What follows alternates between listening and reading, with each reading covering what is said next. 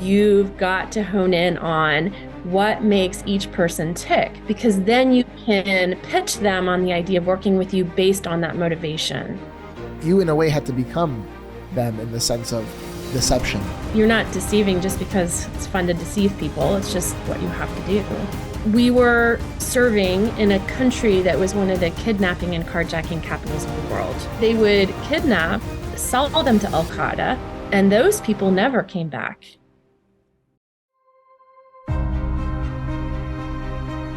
You make a mistake, you get walked into a room by your best friend, you don't walk out again. When you have revenge in your heart, you might as well dig two graves, one for you, one for them. You're having to deceive people about who you are, what your real mission is, why you're really there. You're doing that for the greater good. We are back. We are in the studio today. Danny, feels good, doesn't it? I feel pumped right now. Oh, Danny feels pumped. Watch out. We got a special podcast episode today for you guys with a very special guest. We're very excited about this for a number of reasons. Firstly, she has a lot of experience in the part of the world that our parents come from, which is so unique and valuable.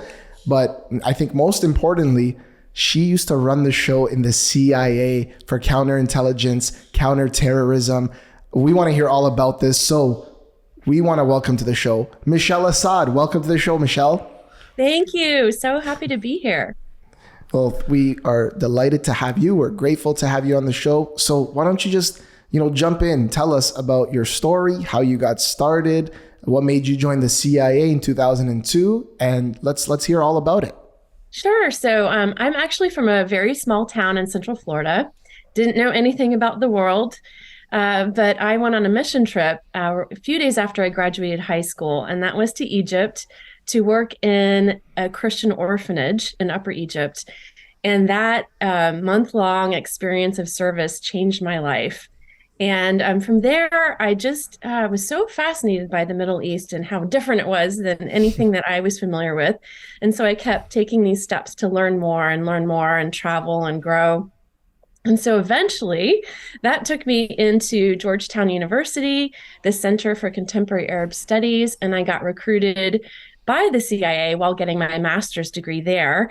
And that happened right before 9/11. And so it was during a period of time in which that wasn't necessarily a popular expertise to have. Like, what are you going to do with an Arab studies degree? Right. And then, so my husband, Joseph, who is from Egypt, he got into the CIA a few months before me, had started training, and I was about to start my training when 9/11 happened. And wow. So you have a native speaker of Arabic, and then a girl from a small town in Florida who studied the Middle East and pre-positioned to be a part of this global war on terror that none of us knew was coming.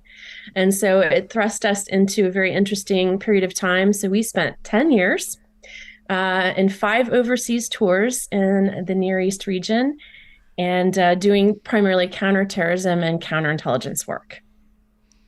Amazing. And when you say like you got recruited, like how did that conversation go? Was it just a couple people sent and they knew about, obviously they knew about you ahead of time, and do you get pulled into like a private room, or like what does that conversation look like? It wasn't that sexy. So, what happened was I applied to like every single job in the Career Center at Georgetown because I was so desperate for a job. And literally the only one that I heard back from was the CIA, which blew my mind. I really couldn't get any other job. And then I get a phone call from a recruiter who said, "We have your resume here at the CIA and we're very interested." And I was like, really? Yeah. Me?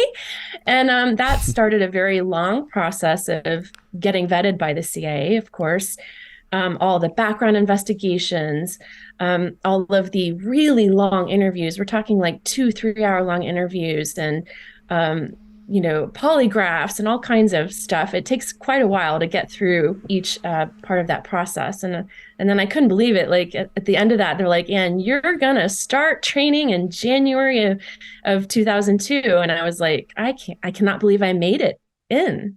Like, I wasn't quite sure how that happened, but I did. So you applied to be an analyst, I think, first, right? Like you weren't planning to be an operative, right? So actually, I didn't apply for anything. They just told me that's what they thought I should be. So I went through this whole process to be an analyst. And it sounded pretty cool. I was like, wow, I didn't know what all the jobs were in the CIA. And actually, right after I graduated Georgetown and I was about to start that job, I got a rejection from the CIA in the mail. And I was like, what just happened? And they're like, we no longer want you for this position. You no longer have what we need. Or I know it was a very strange language, rejection. And I was absolutely thrown by this. And eventually, my husband and I learned that there was this whole other side of the CIA called operations. So the analysts stay at headquarters and the operators go overseas, and they're the ones that collect the intel. We didn't know that. And so my husband, Joseph, was like, that sounds awesome. I want to do that. And I'm like, okay, well, I just got rejected by the CIA. So you knock yourself out, see how far you can get in the process. And so a lot of times we think that, rejection is it's the worst feeling in the world. It's awful and it's shocking. But it was interesting because God used that rejection because I wasn't supposed to be an analyst. He had bigger plans for my life, and that was to be on the other side of the CIA that I didn't know existed. So I always tell people things feel really bad in the moment, but there's usually a reason. If you just hang in there long enough, you'll figure out what it is. I literally was with a friend a few days ago. Something happened to him that he's not happy about. It was similar to a rejection. I said, look, you don't know why you got rejected. And he's a person of faith as well. And I said, you don't know why that happened. So it might feel like it's the worst thing going on in your life right now, but it could be just a blessing down the road. So just move on from it. Don't linger in your feelings too long. Sometimes rejection and failure are the keys to success. So yes, big believer. Yeah, I believe that. And so like we always share with our audience, like our parents came from Iraq. They met here in Canada. They got married at their church. And so they left Iraq for the same reason, but they had different journeys because they never knew each other back home. And that's a lot. It's very common amongst our people who left the country under the regime of Saddam Hussein and stuff like that. So, I mean, you lived in Iraq for most of your career, or? No, so our time in Baghdad, we were specifically right in Baghdad, was for a year, and it was during 2006 and 2007 when, Iraq was a total disaster, as you may recall. So it was a really, really hard time to be there. All of the fighting between Sunnis and Shia, and then infighting between Sunnis and Shia, and then of course the Christians always get caught in the middle and always, are always in a bad spot. So that was a very interesting time to learn about Iraqi culture, dealing directly with Iraqi people after, being at Georgetown and reading books. But, there's only so much you can learn from a book, know. So it was a very enlightening experience for me to actually deal with Iraqis. And I admire your parents. My husband came to the States because of persecution as a Christian. He was kicked out of university, which again was a rejection that was a very difficult pill to swallow because the Middle East is like the West. Education is everything. Yeah. And a lot of people don't know this about Iraq, but as horrible as Saddam was, he instituted a very good education system in Iraq. So very, very smart people. Iraqis are. So, but in any case, Christians have to fight so hard constantly when they're the minorities in places like the Middle East. And so I'm always so delighted to meet people like yourselves who are the product of your parents suffering, but having the courage to push through and starting a new life in a new country, which is so hard. Yeah. Like, when I see you sitting there right now, it makes me so happy. It makes me happy for you. It makes me happy for your parents and for your community. Thank you. We appreciate that. And yeah, it's like, we always tell people it's our journey is nothing. Our struggles are nothing growing up in Canada and building a business. Like, that's fun. Like, compared to, as you said, starting a new life in a new country, leaving your country and like immigrating to another country. We thought about, potentially doing that because of what, the last few years have revealed to us. And it's like, but where are you going to go? You live in the best part of the world. And it's so right. Like that's the real struggle. They're the real pioneers. And so your husband is Arab Christian or Assyrian or Chaldean or? So he's actually he's Egyptian, so comes from the family from an Orthodox tradition, but actually his dad was an evangelical pastor, so he was a minority of the minority in Egypt. For sure. Because they're Coptic, right? Like in Egypt, they're Coptic Christian, right? That's correct. Coptic Orthodox, yes. That's awesome. Yeah. And I just wanted to ask you a quick question. So going back to when you started working at the CIA with your husband, with Joseph, how was that, on your marriage? Because obviously, you were going through a process of, training and things like that. Was it fun? Like, were you side by side with him when you were in the training? Because I know out on the field, you guys were together, right? Right. How was So that? we were in two different training classes, which was probably a good thing, because then you really experienced it without any distractions. So Joseph went through first, and then I went through second. And the training lasts for a year, that tradecraft training, and they're trying to be sure that you have what it takes to take on this crazy job of living undercover and carrying out clandestine operations overseas, which is no small thing. But then once we started our careers in the field, we were together. I mean, we were side by side, which thank God for that, because we served at some really, really tough places, which as a female, I don't think I could have done that on my own. I mean, could I? Yeah, but it would have been really hard. So having your spouse next to you, because you don't have anything else. Like, you've left your family, your home. We sold our house, we sold our car, we left our family, and now you're like on the edge of the earth. Like, you got to have something. So thankfully we had each other. And your family back home didn't know what you guys were doing, obviously, when you guys were out in the mission field. Some didn't. So, okay, interesting.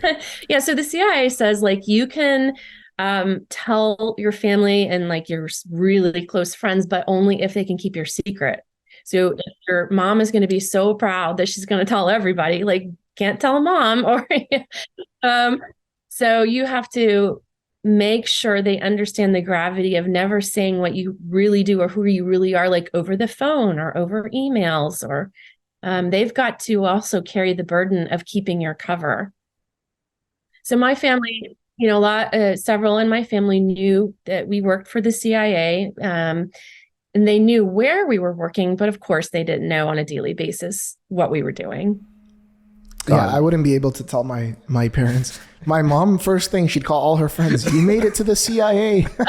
Oh my gosh. It's like a giant achievement. I would not be able to tell her. That's too funny. Yeah. And I also wanted to kind of just a follow up on that. I think you mentioned, a lot of what you're doing now and, talking or sharing your story had a lot to do with your faith, right? So I've heard that you're a Christian, right? And we're also Christian as well too. So can you talk to us a little bit more about that? Like, what about Christianity kind of made you want to go out and share your story? So that 10 years in the agency wasn't a typical career even within the CIA, because we were Arabists and, my husband was a native speaker of Arabic. We were sent to like really tough places. And I would be lying if I said that I had like the best attitude the whole time.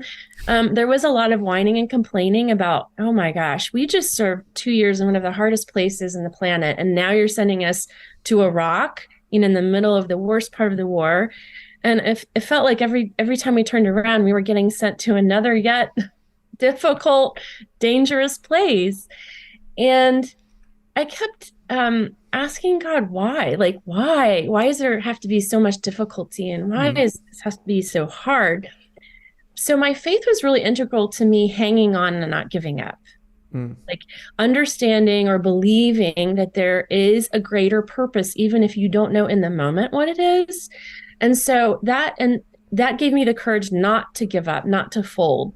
And so that was really important, because at the end of that 10 years, we look back on our career and we're like, oh my goodness, all our friends who served in really beautiful locations and had a really interesting, easy career, easy in comparison, they didn't have the kind of expertise we had.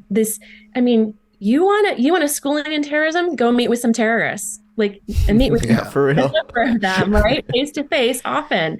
Like, the best schooling in counterintelligence is to deal with a bunch of liars and double agents and difficult people. And so we realized that the fruit of that struggle was this expertise that was just like off the chart. And so while it was painful and while it hurt, God had a bigger plan, which I think you're both aware of, which happened post-CIA experience, which was helping people from your parents' country and helping other persecuted Christians. So in other words, if you can hang through the suffering, God has a greater purpose. And that purpose always deals with helping other human beings. And so everything that I'm doing with my life now is because I feel called to inspire other people to do hard things, to not give up when the going is tough, to be willing to do what other people aren't, because that is where you have the real purpose in life and real impact. Wow, that's amazing. Thanks for sharing that. Yeah. It's so funny because as you're speaking right now, I was just listening to the words you're speaking. And yesterday I was reading in the Old Testament the story of Joseph. And it so happens to be the name of your husband, and how when he was in jail, I can't even, like, I'm not even making this up, like how he was in jail for so long, and he was in that struggle, that tough time where he didn't see how, you know, his brothers selling him to slavery was gonna, you know, be worked out for his good later on.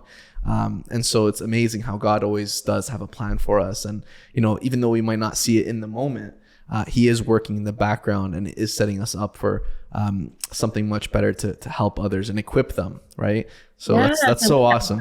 Equip. I like that. What a great story. You're like, how can something good come out of slavery? Like, how? Yeah. You can't in your natural mind understand that, but yet, but God, right? Yeah. Yeah, he became, for those of you who don't know the story of Joseph, he became basically the number 2 in Egypt. So that's just basically like equivalent to the Pharaoh. You're just under the Pharaoh. And so he ran Egypt. And the story is, with the drought that happened and there was this prophecy given, they were able to, in their wisdom, God's wisdom, they were able to now, you know, store all this food for the drought. And then they were able to feed who knows how many people from all parts of the world, including his family who sold him into slavery. So there's some irony there, and it comes back full circle. So that's a great story. I would be remiss, and I think our audience would be like very interested if we didn't ask you about some of those meetings you had with those terrorists. Like, tell us exactly, like, what was your day to day like? Like, walk us through one of your days, and then tell us something crazy that you went through. Sure. So on a day-to-day basis, my job was called a collection management officer. So it was one step behind my husband, who is a case officer. So during that time period, this agency was very sexist. So they thought that men should be in this collector position and women were not capable of doing that job. So Joseph's job was to develop sources of information, recruit them, in what we call handle them, which means covertly meet with them and get that intelligence. So my job was to manage that collection, like who could be a good source of information, who might have the motivations to be willing to work with us. And then once the information is collected, to say, is this any good? Is this a lie? Is this truth? And so we have to try to do our best to vet those details and then distribute it to the intelligence community. Now, a lot of that job was not like super fun. I would probably read, oh my gosh, hundreds of intelligence reports a day. If I wasn't writing them or editing them or disseminating them, I was reading them. So I was reading everything I could possibly get my hands on about terrorism in Iraq, through human signals intelligence, SIGINT, and all of the above. Not fun, not easy. But what's interesting about doing things other people don't want to do is, in the process, you become an expert on that area. So very slowly and gradually, I built up my knowledge on who were the bad guys in Iraq and, you know, what were they up to and what were the holes in information. So when God eventually opened the door for me to actually do what I'd been told I couldn't do for years in the agency, which is meet with and handle a terrorist source. It was so fascinating, that process, because I was investigating the death of an American woman who was doing nonprofit work in Iraq regarding the electoral system. She was 27 years and she was brutally murdered in Yarmouk, Baghdad. And so my job was to meet with our sources and to find out if they had any knowledge of who had either ordered or executed this horrible attack. And so I got to start with Joseph's source, who was a really interesting guy. He was like a mid-level insurgent.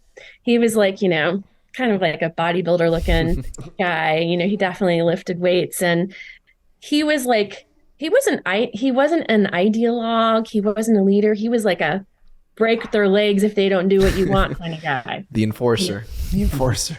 Yes, he was that guy. And Bone he had it breaker. written all over him. They called him Bone Breaker.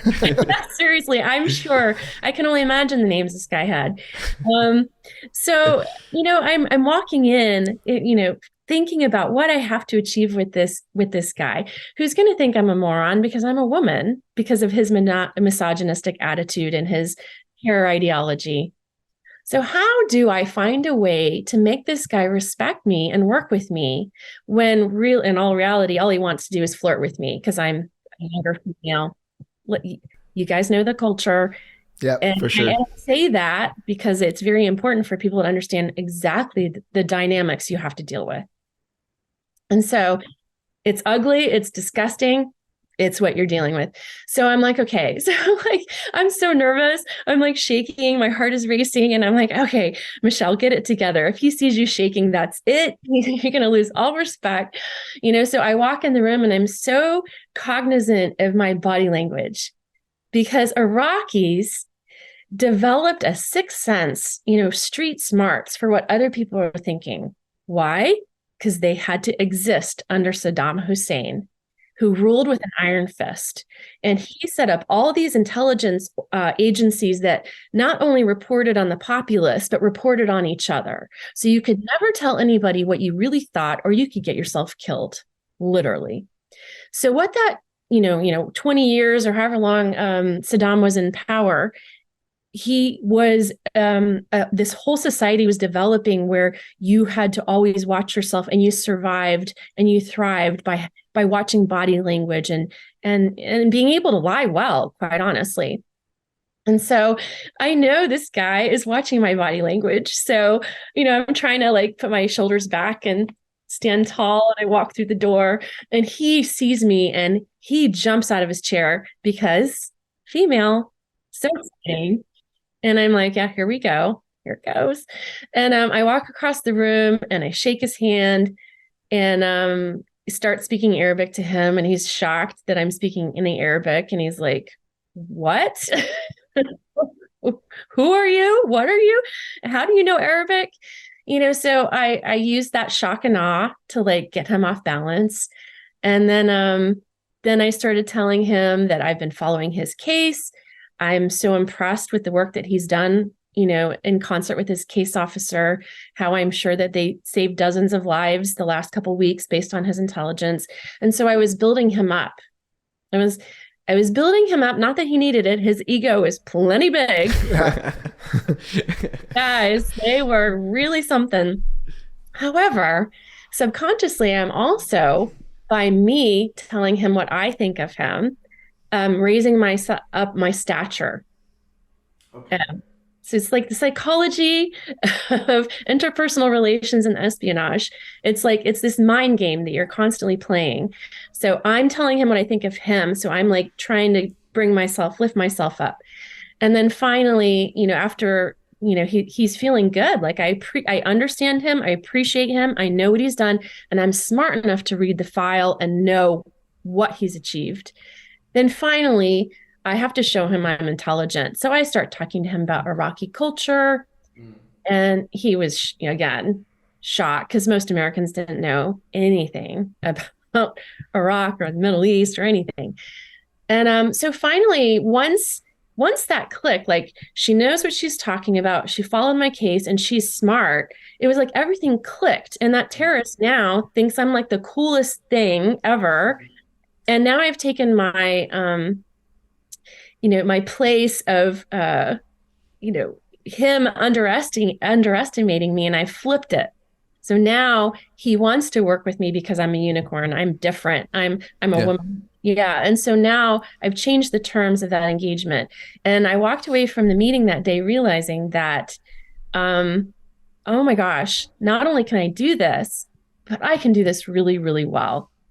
And this might be my greatest asset here, being an underestimated female. Yeah. Who knew? That's awesome. I was just thinking that. I was like, that whole underestimation of you, like who you are on their part, it would have been such a great asset if you knew how to use it. Obviously you did. And so you built this guy up who was already built up, but in his mind, you're kind of like a fan of his almost. You made him feel good. You filled that void in his heart that he was always searching for when he was doing steroids. and then so you're meeting with these people, but now just to backtrack a little bit, they know you're CIA. Obviously, they know you're CIA. And so how does that initial confrontation take place? Like, they're terrorists, that you have their track record, but they're probably I don't know how to say this, but low level terrorists, and you know this already. So I guess the CIA weighs the pros and cons of either taking them out or bringing them in versus keeping them on the street to catch the bigger fish. If that makes sense. Yes, good job. Okay. That's exactly. Damn, you trying to get a new job, Matt? Yes. Trying to get a good reference over here. Yes, now I know Michelle, the point of this meeting. Let me know. Oh, that's exactly right. So of course I can't go into a lot of detail about like how we get to them, like how we approach them. There's different methodologies that we use to do that. So and it can be a very challenging question. How do we get to that person that we think we need?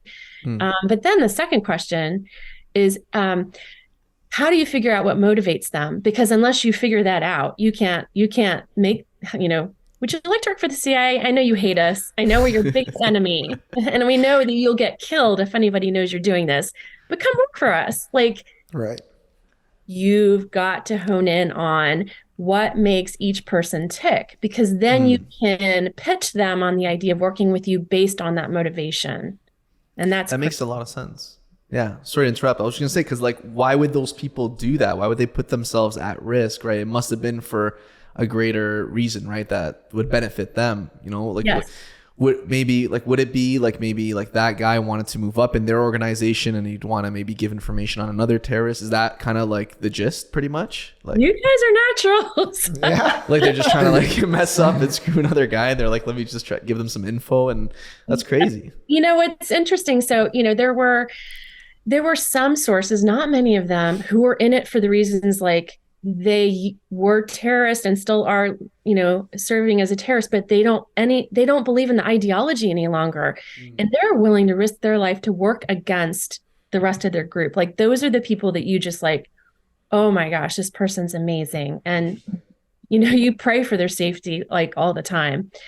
But then you've got those guys, which you've just alluded to. Why would they work for the CIA?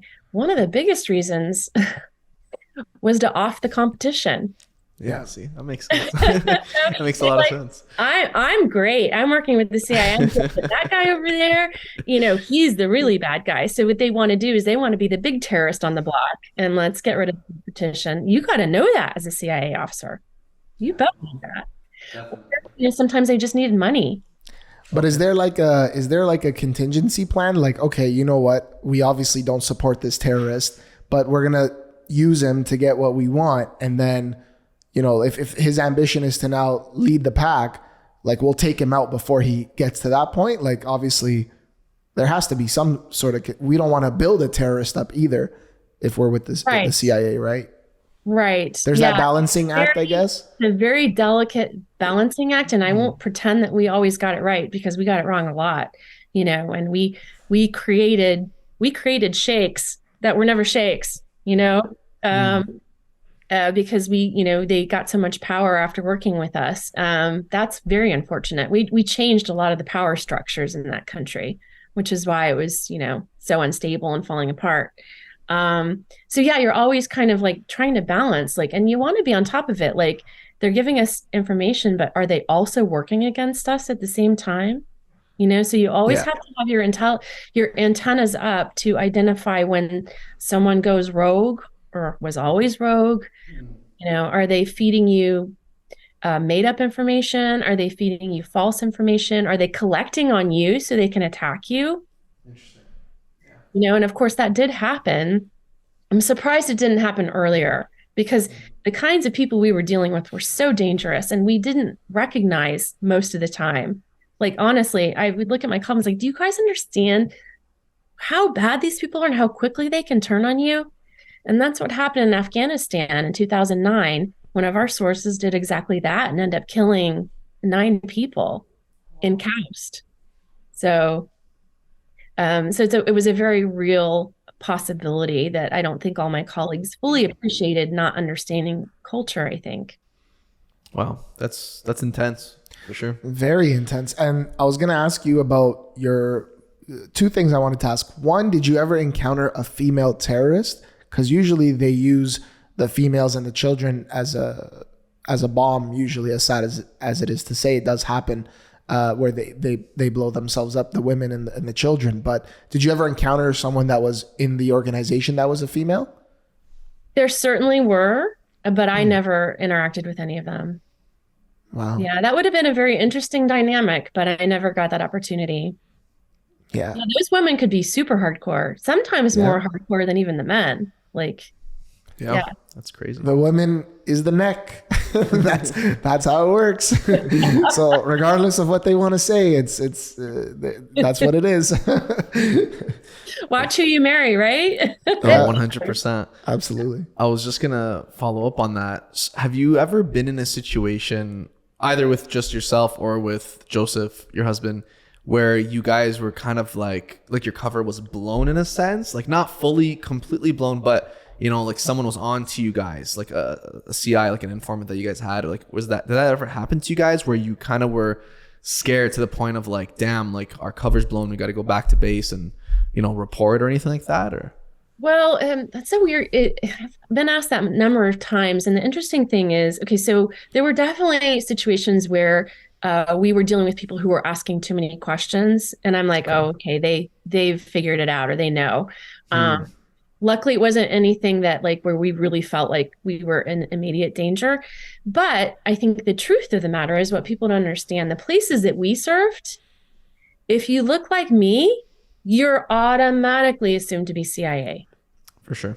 So instead of like it being a big secret, it was almost like the secret you have to live with. We're called undercover, but at the end of the day, we're like CIA, CIA, CIA, because especially me, not my husband, he can blend, right?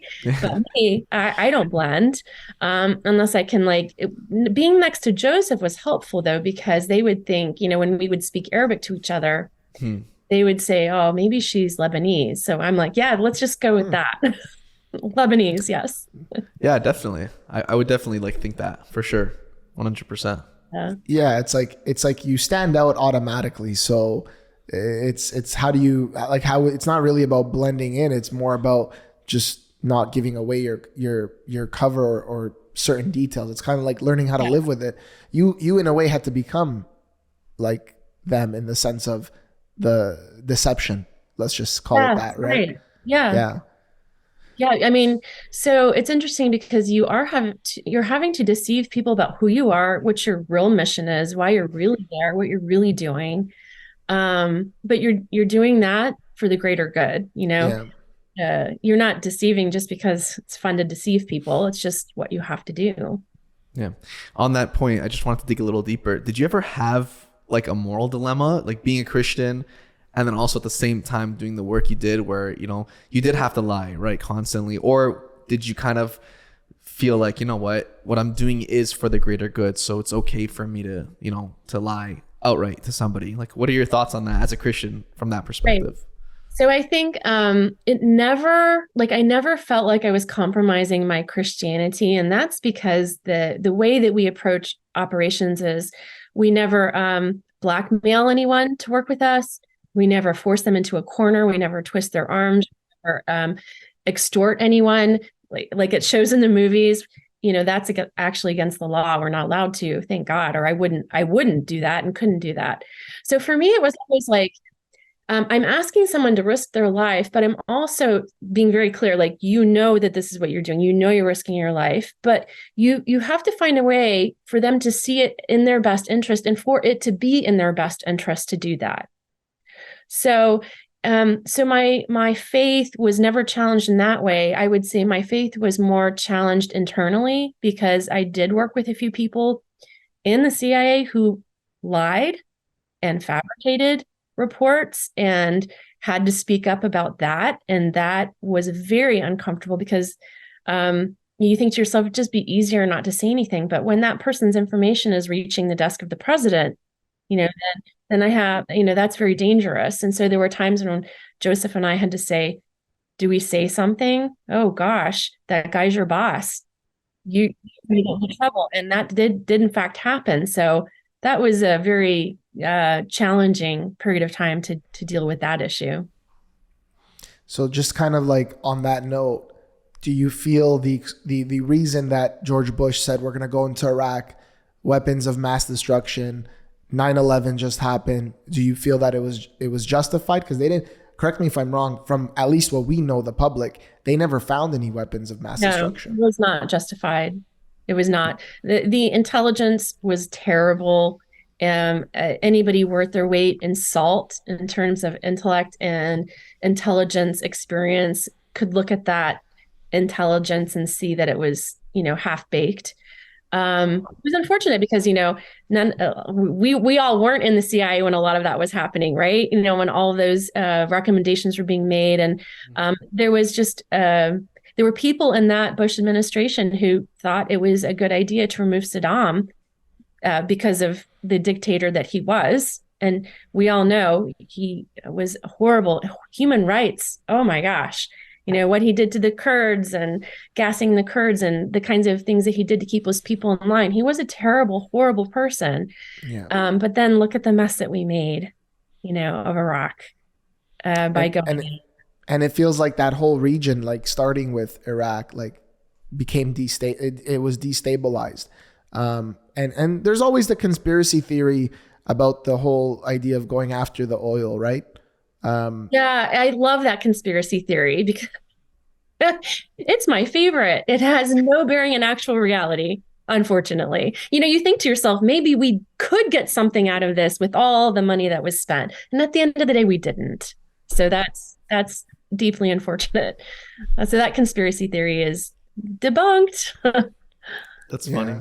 I wanted to ask, and I've always wanted to ask, like somebody that's worked for the CIA. So now that you're retired from the CIA, and you don't have to answer this if you don't want to, like if you go to Starbucks, are you constantly like reading people, or is it like, do you gotta like turn it off? I know, like I'm being conscious about like my posture. And like right now I'm like, she might be reading you. Yeah. Like is that something that's just natural to you, like breathing right now? Like you do it on a subconscious level, or is it like you walk into Starbucks and you're like, I'm not down to read anybody right now. I just want a coffee. Like, how does that work on a day-to-day?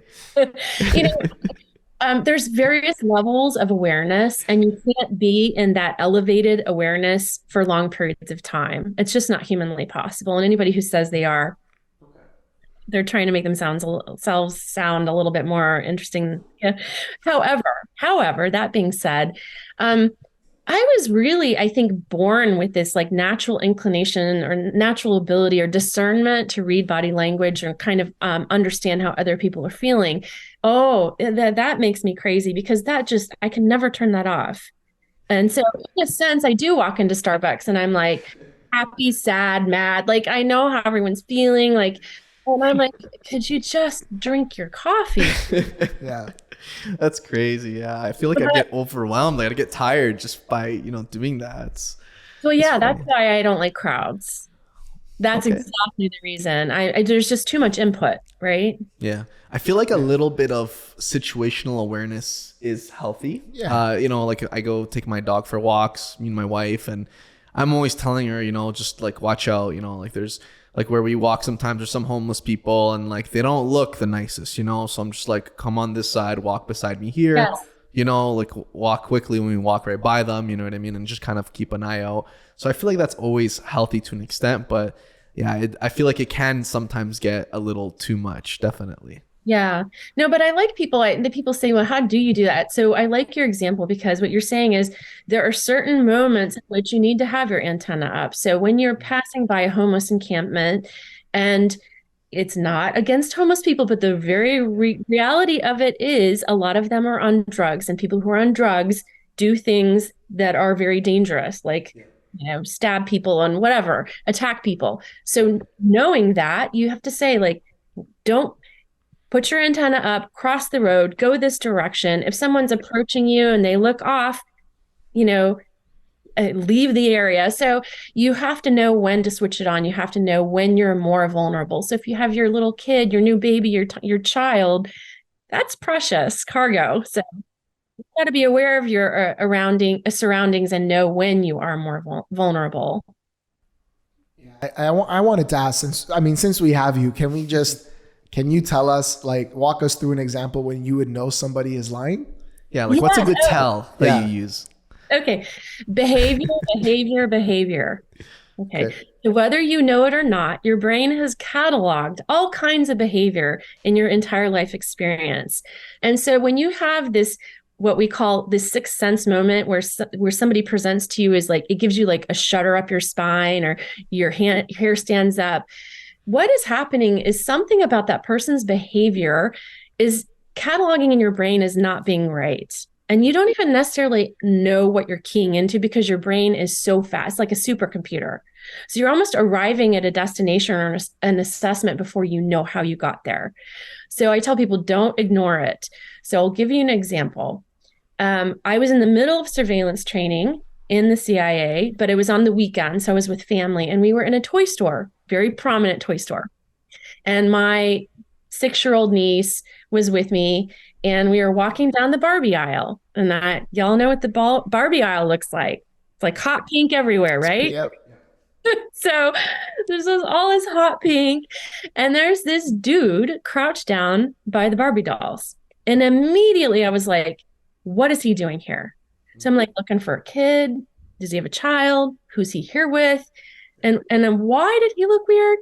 Because he was very unkempt. He had like greasy hair that was going everywhere. His shirt was like half tucked in. I don't know. Something about his entire appearance and his behavior just felt off to me. So as we were passing that guy by, I said, I'm just going to keep my eyes on him and I'm going to watch him and see what he does. So as we got close to him and as we were about to pass by him in the aisle, he turned and looked at my 6-year-old niece with a look on his face that I will not even go into details. It was bad. And I knew that right away. That guy's a pedophile. Yeah. Wow. That's crazy. So just by his eyes. So if you just pay attention, you look, it's hard to miss. Like nobody would have missed the look in his face and his eyes. So of course you're like trying to like walk in front of her and shield her and get down the aisle and move out. But the idea is that when somebody strikes you as odd, pay very close attention. The things you will notice will surprise you. So you're pretty much saying we all kind of have a spidey sense in us. Yes. Right? Okay, cool. It's a two-edged thing. It's like we have a spidey sense, but there's also tells in terms of, when you're lying or I guess in that case, he wasn't lying, but he had an ulterior motive that you were able to spot and identify right away. It reminds me of the time I almost got kidnapped when I was a kid. And I saw those. Wait, what? When did this happen? Wait a second. You didn't know? I'm his brother. I've never heard this in my life. This is not a joke. What are you talking about? Listen, I had a breakthrough recently, okay? What? Yeah, no, it was outside of the Assyrian school on Saturdays where the no frills in Rexdale. Oh, I've heard this story. I've heard this story. And I saw the two guys from the corner of my eye when I was waiting for my dad to pick me up, and just something about them struck me the wrong way. And as soon as I looked at them, they both looked at me, and I immediately, as a child, like I was in must have been in grade, 3, 4? Not even. You're young. I just went into the No Frills, which is like a grocery store we have here. And I went inside of there, and there was a police officer, because it was in a bad area. And so there was always a police officer where the cashiers were. And he was waiting there, just watching, making sure nothing bad happens in general. And I just went and stood like close by to him. And those two guys walked into the store, and were looking around. And then thankfully my dad pulled up not too long after, and I just went in the car. And that moment affected me a lot in my life later on, because my defense mechanism started becoming more like all the time. I was just very defensive. But I remember as a kid, like looking back now, I would have never known like that. I would have never known that in general, but it was just natural for me to feel that something bad could have happened. Those guys were bad guys. That's crazy. So interesting and impressive that you had that. It really does suggest children do have that. Maybe not all of them, but some of them. And you don't want to like acculturate them out of it. Definitely. You want to develop that, if anything. Yeah. The confidence. Definitely. If you don't feel right, then there's a reason, and you should not feel bad about finding the police officer or finding a person you can trust. Like, that's important as a parent. Yeah. Yeah, I'll never forget that day. But yeah, I almost got kidnapped, guys. That's crazy. That is crazy. Insane. Yeah. But that's happens every day. So like, yeah. Unfortunately, yeah. It's the reality we live in. Definitely. Yeah. You definitely don't want to be a victim of something, and just do your best to always keep an eye around and look out for the behavior. So thanks for that tip. I appreciate it. Absolutely. Yeah, that's awesome. Yeah. I wanted to ask you, Michelle, real quick. So after the CIA, what did you do in terms of like career? Did you go into like speaking right away, or did you, I think in the interview I was mentioning that I watched you, you talked a little bit about how you went back, I think, to Iraq, right? Yes. Yeah. Can you tell us a little bit about that? Why'd you guys go back? So yeah, it's so funny. I always say, never say never. I will never go back to Iraq. Ding. You're there. Bam. That's crazy. We were, after 10 years of exhaustion and like missing out on life with family and missing out on normal, we ended up leaving the agency. It was a really tough 10 years, and that was a scary thing to do. And a lot of people warned us that you'll never feel this level of purpose again. And you'll never have the kind of impact that you could have in the CIA. Like, nothing beats this. Nothing will ever come close to this. But yet we felt on a spiritual level that we were being led out. Okay. And that suggested to me that there is some big purpose that can be had on the outside of the CIA. Didn't know what it was. So initially, Joseph and I started a consulting firm that helps American businesses or other Western businesses working in the Middle East, because it's a very unique business environment, especially in the Gulf countries. And so anyway, we did that work, and we still do that work. So we did that based out of the Emirates for 4 years. And then we finally returned back to the United States in 2015. And I had this nagging feeling that Joseph should call his old boss, meaning from like, 15, 16 years prior to that. And so he finally made contact with her after this just constant nagging feeling. Like, I think it was a spiritual thing. And turns out she's like, gosh, Joseph, I'm so glad you called me. I've been trying to find you and contact you because I've just been brought into this fascinating project by Hollywood producers Mark Burnett and his wife Roma Downey. And they have a real heart for the persecuted church in the Middle East and have done a lot to support them financially. But this was the summer of like ISIS taking over Mosul, Iraq's second largest city, and sweeping across all the northern part of Iraq into the ancient Yazidi and Christian villages, and basically surrounding these villages and saying, convert or die. Yeah. We remember. Yeah. Yeah. And then hundreds of thousands of people, running for their lives essentially into Erbil or Kurdistan, which, if people don't know, that's a kind of a more independent part of Iraq run by the Kurds. And so she said, Mark and Roma want to help some of these people that want to leave Iraq. So we've been trying to figure out someone we've got people who can raise money for the project. She was an expert on advocacy, particularly Capitol Hill. But we need someone who knows how to carry out complex operations in difficult places. Ding, ding, ding. I know somebody. Yeah. So we got brought into this project, which was fascinating because it wasn't an organization. It literally was just a grouping of people who cared and wanted to do good. And so it was like, what can we do? I don't know. Mark was like, we can help one family. We'll help one family. We'll start small and we'll see what we can accomplish.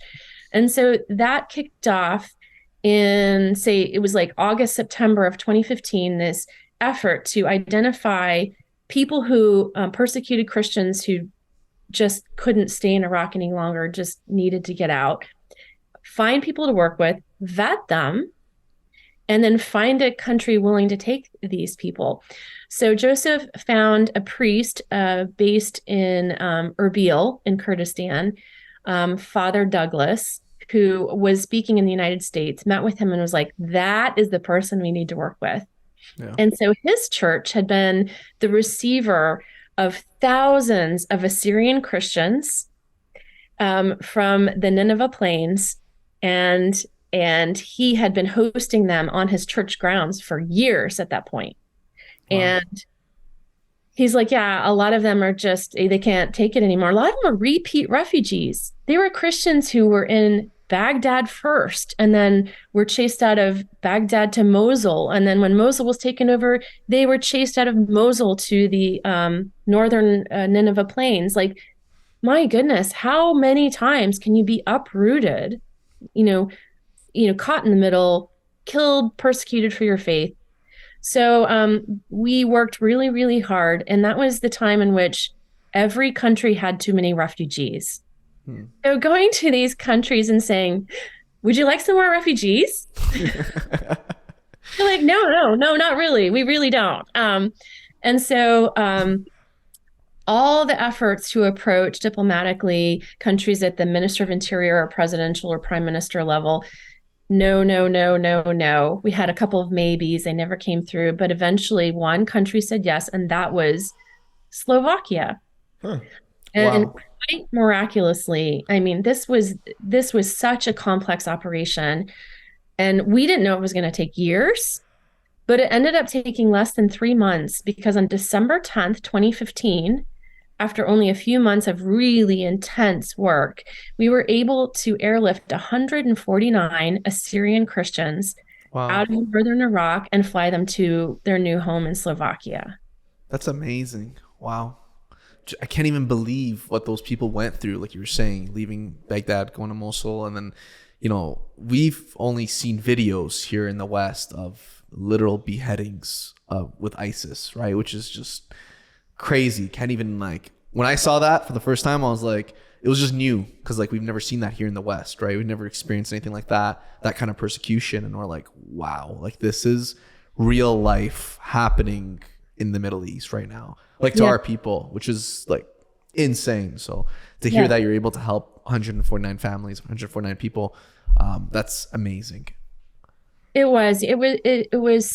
felt good to do something tangible. It felt good to use your experience and to use your knowledge and expertise to help people in such a tangible way.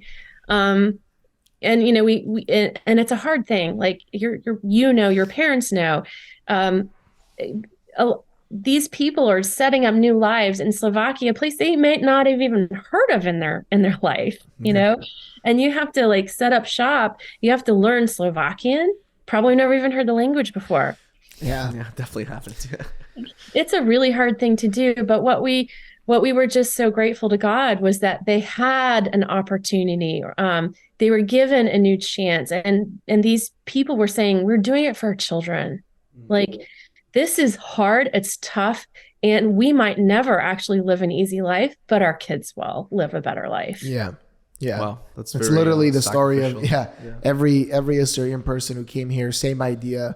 But it's crazy how you mentioned that a lot of countries weren't willing to accept them, because I remember at a time, even Canada was so open to accepting Muslim refugees, and they were not willing to accept Christian refugees. And I was like, Correct.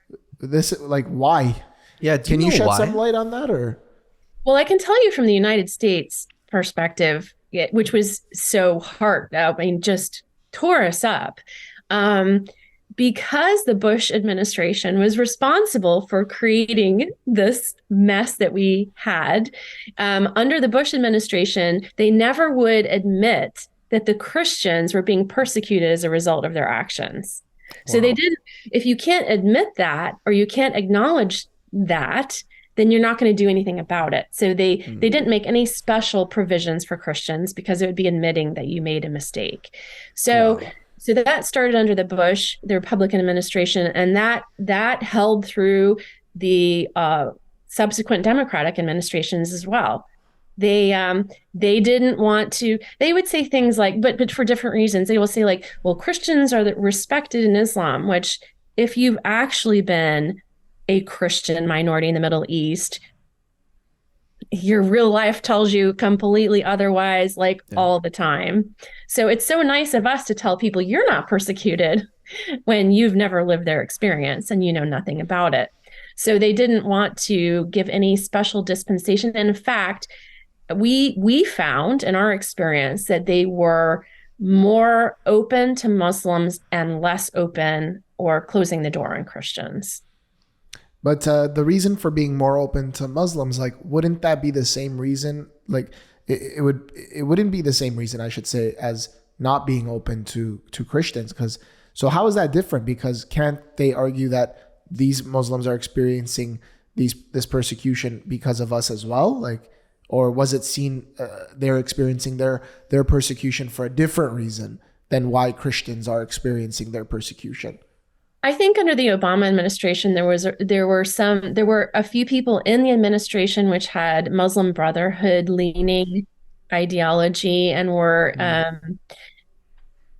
they were trying to portray things differently than was actually happening in the Middle East. So a lot of decisions were made by people who didn't have, who see things differently, I should say. Yeah. Wow. Yeah. Did you and Joseph ever have to go into a room with your meeting a terrorist who maybe that you felt that they were stringing you along and not giving you the information you needed? Did you ever have to go there and it was almost guns blazing to get them to really understand the magnitude of this? Or was it always just this chess game, with words and body language and understanding things? They're there on their own accord. When they enter into a relationship with the CIA, it's their choice to be there. So it is a chess game, but I can tell you, so much of the time I could figure out that the information they were giving us was crap. Okay. This was not unusual. I would say that was probably the norm. And so what you're constantly doing is saying, this doesn't hold up. We checked it out, and you don't want to upset them because they could also harm you, right? So you would, there were sometimes you're just we cannot work with the source because he's lying to us. And so you have to let them go quietly, and we want to make sure they're happy. We don't want to, make someone angry at us.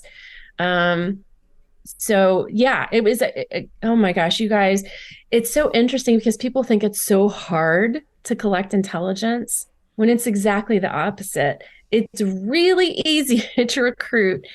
It's really easy to get sources. It's really hard to get good information. Yeah, that makes sense. Yeah. I wanted to ask Michele, when it comes to the day-to-day when you guys were there, right? When you were in Iraq and Baghdad, did you ever have a time where, let's say you weren't meeting with anyone and let's say bombs went off? right? Because we oftentimes hear, oh, like my mom used to say, like there'd be times where like bombs would just go off and we'd be scared and fearing for our lives. Was that like, did that happen with you guys when you were there? Like maybe, I don't know, if you're in a car and you saw like a car bomb go off on the side of the road, like did that ever happen to you guys, or So were you that guys away? Yeah. a daily experience. So we had it easy, and I want to be really clear about this. I'm not going to we were in the green zone. So most of the time in that sense, we were much safer than the men and women who are in the military and were out in the streets where the death and destruction was everywhere all the time. So I don't want to equalize my experience with that, because that was far more dangerous.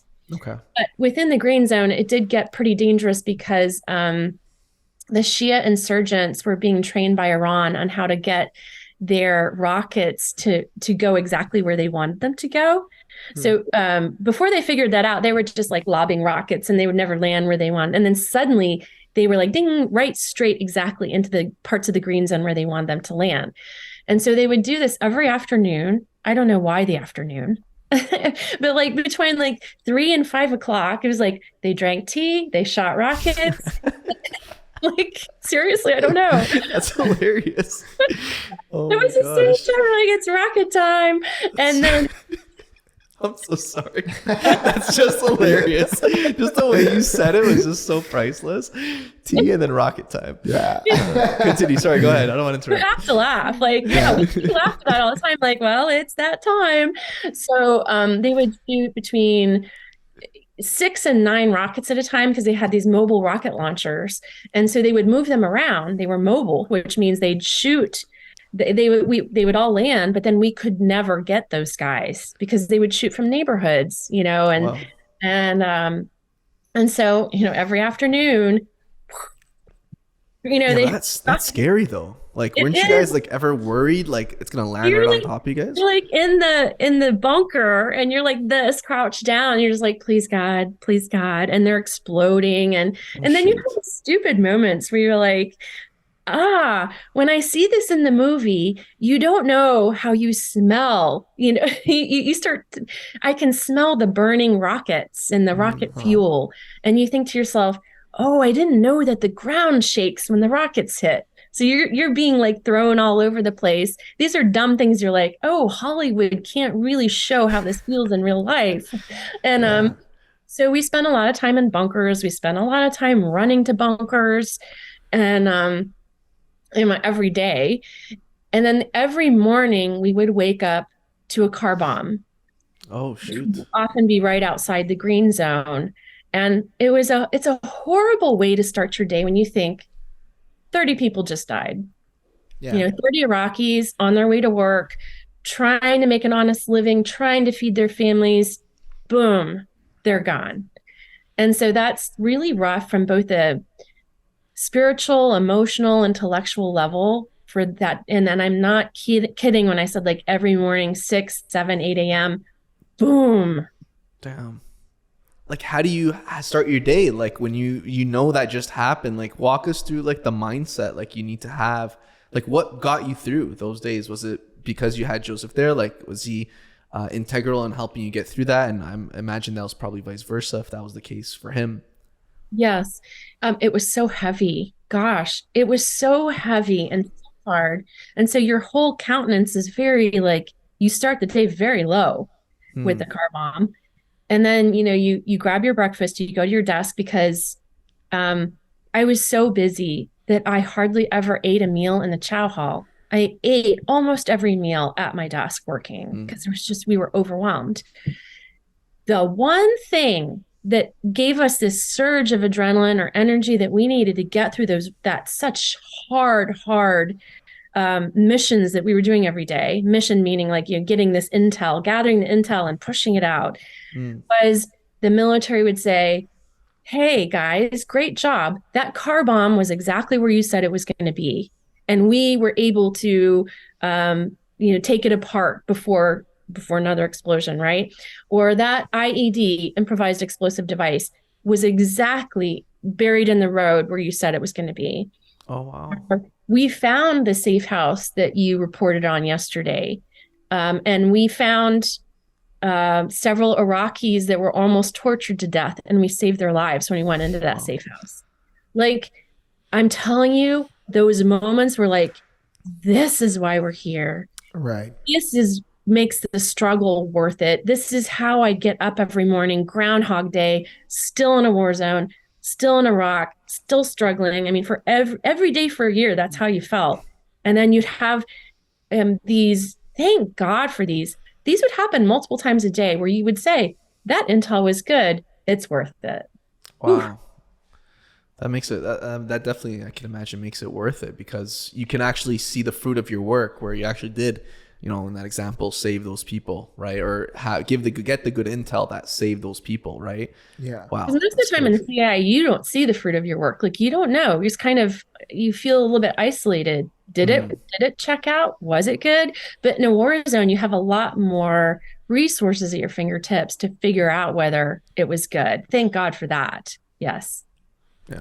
I wanted to ask you, in war times, certain countries, the people, the citizens will rise up and fight against the other nation that is, you know, attacking them or whatever the case may be, what they're at war with. And so US, Iraq, was the sentiment from the Iraqi people, the everyday people, was it the sentiment what we were seeing on the news, which is like, oh, they're painting the picture of like all Americans are bad, they hate Americans, and they're willing to like fight, the everyday people, the civilians are also willing to fight the American soldiers. Was it like that, or was it just like a small portion or a population of the Iraqi people who were of that mindset? Great question. I would say we made such a mess that I would say most Iraqis were not happy with us. And I would say probably most Iraqis were joining groups that were fighting us, you know, and they almost had to out of survival, right? So there was Sunnis fighting Shia for control over the country. And but then within each group, there's the Sunnis fighting Sunnis for resources and control. And there's Shia fighting Shia for resources and control. So it was like there was fighting everywhere all the time over everything, right? But the one thing that was really quite amazing to watch was like Al-Qaeda in Iraq, one of the groups. I mean, there were multiple insurgent groups and multiple terror groups. But of course, one of the most powerful was Al-Qaeda in Iraq. Well, at some point in time, the Sunnis were like, you people do not represent us. In fact, you're killing us. So we can't stand here and let you destroy us and our communities. We're going to fight back. And so once we realized that there were all these really good people who were trying to do the right thing against Al-Qaeda, we were able to then work with them against Al-Qaeda to, you know, push those people out of their villages, out of their towns, out of their communities. And so there were a lot of very brave Iraqis who said enough is enough and stood up to that. That's fair. But awesome. I would say we were not very, very popular for obvious reasons. Oh, that's fair. Yeah, no, it's like what happened in kind of like in Vietnam, where it's like you just didn't know the country, you didn't know the terrain, and the people were all united against the Americans. So I was just wondering how it was with the Iraqis. I think we both want to know, like, did you have any favorite Iraqi food? Have a favorite Iraqi food? Iraqi food, yeah. Oh, Iraqi food is great. Oh my gosh. I just love all the kebabs. Kebab is fire. Kebab is pretty fire. They're so good. Like Iraqis and Iranians actually put so many herbs and flavors into their food that you don't find in other parts of the Middle East. And all of the baba ganoush and the dips. Baba ganoush. I love baba ganoush. I love baba ganoush. I know, that's the best, right? 100%. Yeah, I had some rice in Iraq that I'm like, I am dying. Anybody in your community know how to make this rice? It was pink rice. I don't know if it was like pomegranate flavored rice. I'm looking for the recipe. If anybody watching this knows the recipe, make sure to reach out to Michelle. She'd be very grateful. Well, I'll ask my mom. Maybe my mom knows how to make it, but we've never had it pink. We've had it orange or we've had it yellow. Hey, So I'll take even the orange. I know how to do the yellow, yeah. but even the orange, that sounds amazing. Yeah, that one with kebab, that's all you eat it with. The dry rice with kebab. It's meat and rice, and that's it. And if you want to add baba ganoush or something else, you can. But that's the traditional. We love that type of rice. Oh, I love it. I love it. I just remembered a quick question I want to ask. So you obviously got a lot of training, like combat training, right? No. I'm assuming. No, you did not. No. Okay. I was wondering, because what would happen like if you were ever with like an informant and like, let's say they wanted to get aggressive. I don't know. Has that ever happened where they like got aggressive, or no, you guys were able to always, talk them out of it, or just kind of use your words? In war zones, you had security. Like every quote, we called them moves. Every time you went to a place, a movement, you had massive security.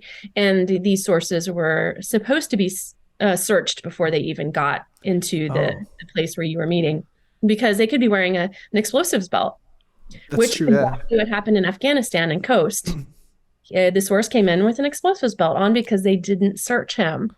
Oh, shoot. Meeting with you guys or with my colleagues. with your colleague? Oh, wow. Yeah.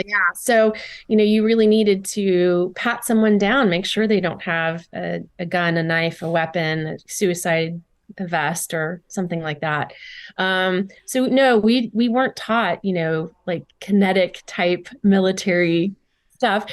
I mean, we got qualified on weaponry because we had to have that on us. But in the CIA, if you actually use your weapon, it's already too late. Like, I was going to say, that's probably the last resort, right? Like to pull out your gun or whatever. Absolutely. Right?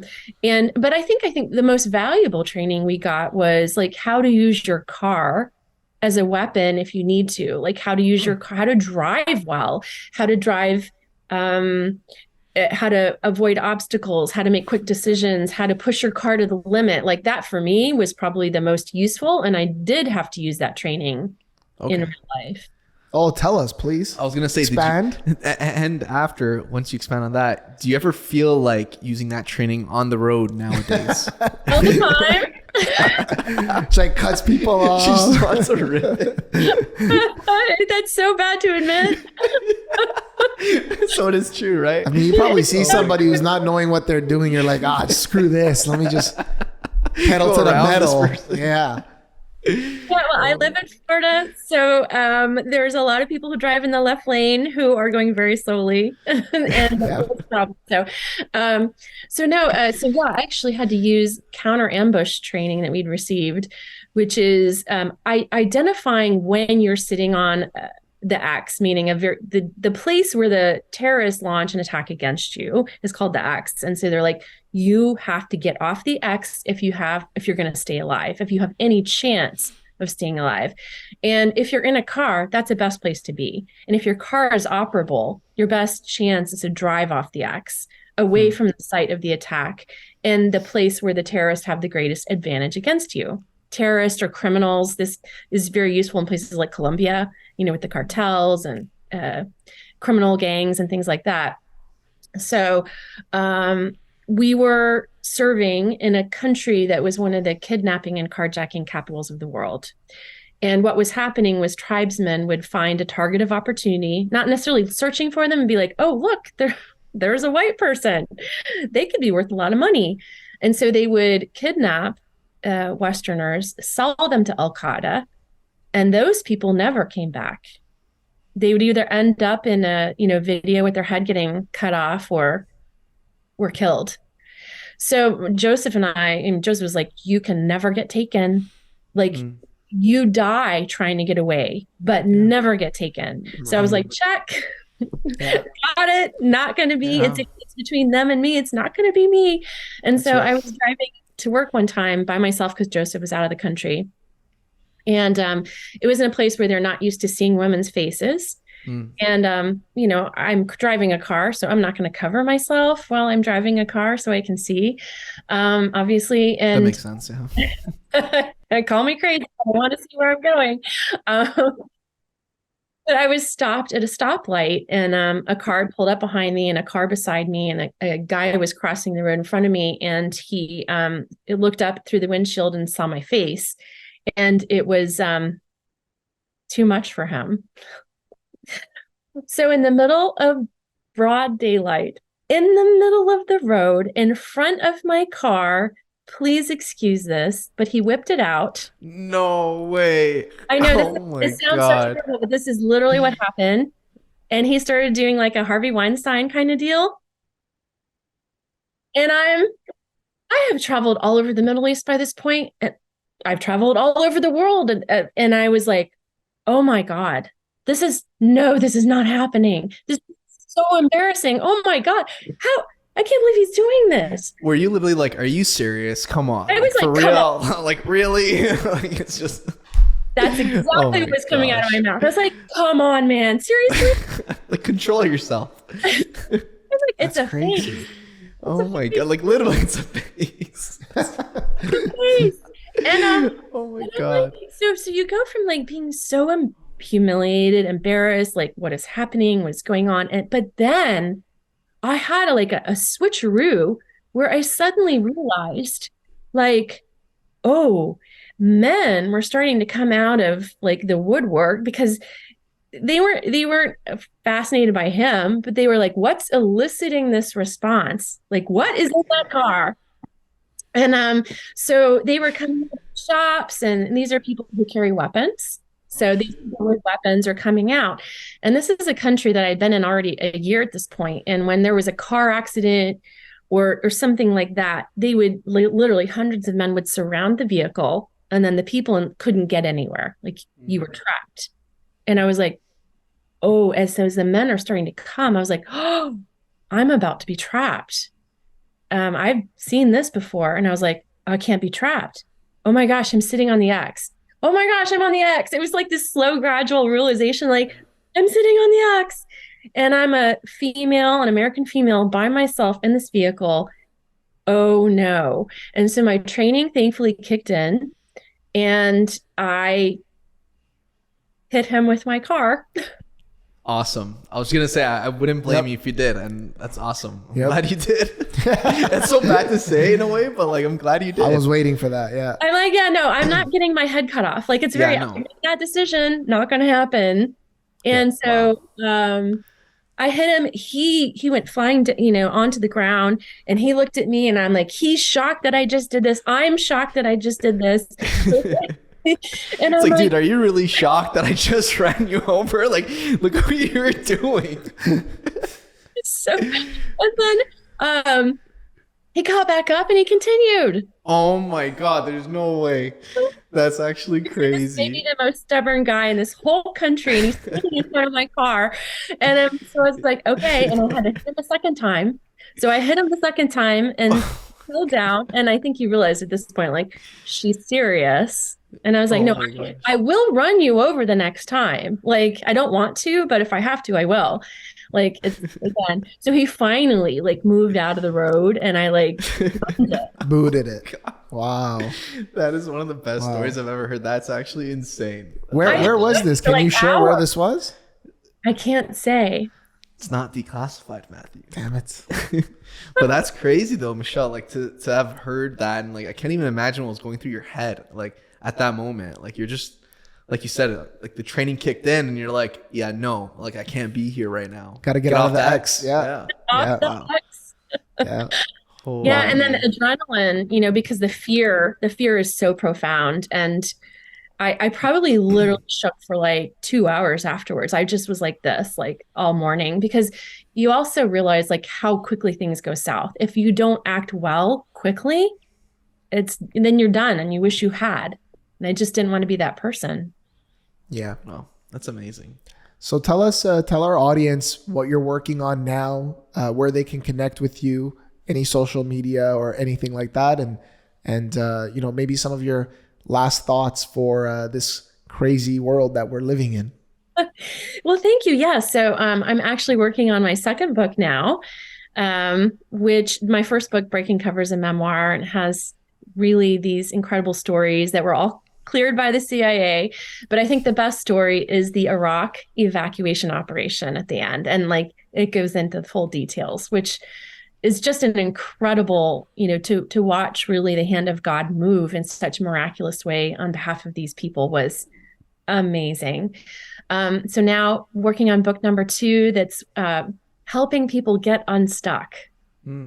Yeah, because life is full of, needing to push yourself off that X and move forward. And it can be hard to move forward from fear, intimidation, uncertainty, all these things. So it's like using various skills to get yourself unstuck. So people can connect with me on social media. I'm on Instagram, Facebook. I have a website. It's my full 3-part name, Michele Rigby Assad. But if you probably type in Michele and CIA, you'll get all that stuff. So, and I love your listeners. Really, it's such an honor to meet with you guys and to know your backgrounds. I'm so grateful for your parents' sacrifice that could give you an opportunity to build this amazing life in Canada. Thank God for their sacrifice. But I think what I'd love to leave your listeners with, life purpose is all about giving to others. It's all about doing good for other people. It's not about like self-actualization or pushing self forward. I think it's the opposite. I think it's about pushing others forward, about doing good for other people. I think that's what we're called to do. And I think when you do that, it takes a very dark and difficult world and turns it upside down, and you watch amazing things happen when you do that. Oh, that was well said. Yeah, well said. And we're going to be putting all those links in the description as well, so you guys can connect with Michele. But serving others, one way you can solve your let's just talk about finance for a second, your financial problems, is choosing how many people you can serve and in a certain capacity and becoming more valuable in that particular area or that field. And then you could serve others. So don't buy into all this, communism talk and socialism talk. It doesn't work. Like you just heard a former CIA counterintelligence, counterterrorism, personnel saying that like we were there to fight terrorism in a communist country. Like that's what it's all about. Like there's corruption, right? And so you don't want to have a system where everyone's equal in the sense of equal finances, equal opportunity, because not opportunity. We want equal opportunity, but you know what I'm saying? Equal finances, because then everyone becomes equally poor and miserable. Yeah, that's right. Everybody's equally poor in poverty in socialism. Yes. Yeah. So you can be sure of. So we all have equal opportunity, but now what you make of that opportunity is really solely on you. And I love that. Yeah. Service, sacrifice, but in the service of others, and you'll be fulfilled. Like you seem like you're very happy. Like that's. I am. Yes. Yeah. And we also talk about, like on the podcast, find something that you're good at, or find something that you love to do and then get good at it, And I say that all the time. Yeah. And honestly, like great minds think alike. It's one of those things where I feel like we're on such a same wavelength, same page. And it's the rule, right? Just be passionate about loving others, helping others, and everything else will come. You know what I mean? And for us, I'm super grateful to God for the life he's blessed us with. And being able to just have this interview to get to know you better was awesome. And we love the stories you shared. So thank you so much for all of that. It was awesome. Thank you both so much. Really appreciate it. Yeah, thank you, Michele. So guys, that was amazing. If you guys have watched this till the very end, we appreciate you. Like and subscribe, leave us a comment, and reach out to Michele, connect with her, check out her book. And until next time, Michele, thank you very much for coming on the show. And we're out, you guys.